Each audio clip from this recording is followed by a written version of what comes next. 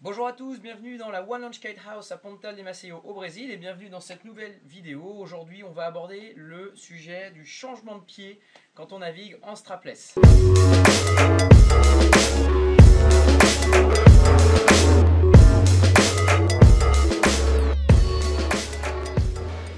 Quand vous naviguez en strapless, vous allez pouvoir changer de direction en faisant des jibes ou des virements de bord. Ça va être les deux figures les plus basiques.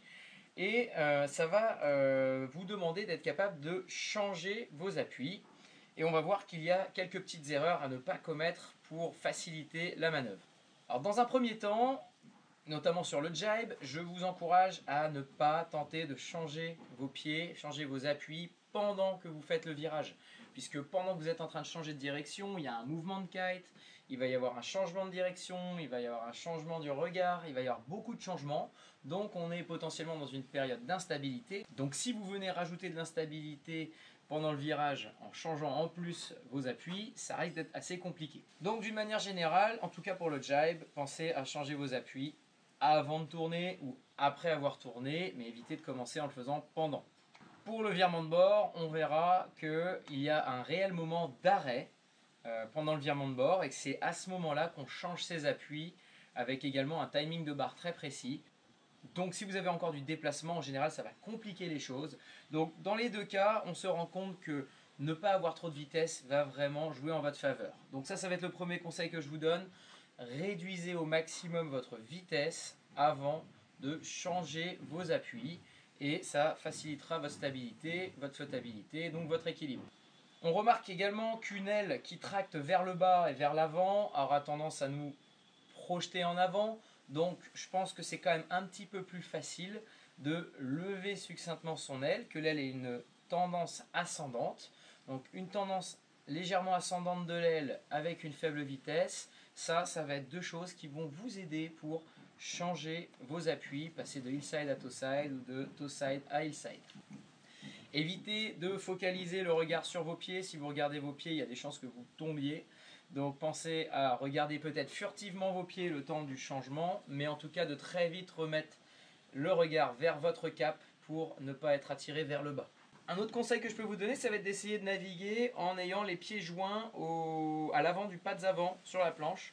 Donc ça va être un exercice tout bête qui va vous permettre de changer complètement votre façon de naviguer et de découvrir de nouveaux appuis. Et vous allez voir qu'en fait ça va être un petit jeu relativement ludique qui va permettre de débloquer peut-être certaines difficultés. Et donc voilà, ça je vous engage à le faire. C'est vraiment très bête, mais juste tirer des bords comme ça, les deux pieds joints, comme si vous étiez en ski nautique. Un autre petit conseil quand vous allez donc changer vos appuis sur la planche et vouloir inverser votre stance, ça va être intéressant de réduire votre stance avant de procéder au changement. Donc effectivement, quand on va naviguer, on va avoir un stance plutôt écarté, mais on a dit aussi que quand on perdait en vitesse, c'était intéressant de rapprocher le pied arrière pour mieux répartir le poids sur le centre de la planche et ainsi optimiser votre flottabilité et votre équilibre. Comme on a dit au début d'essayer de ne pas avoir trop de vitesse lorsque l'on change nos appuis, eh bien, il est logique que l'on va ramener un petit peu notre pied arrière plus proche du pied avant et ensuite procéder au changement.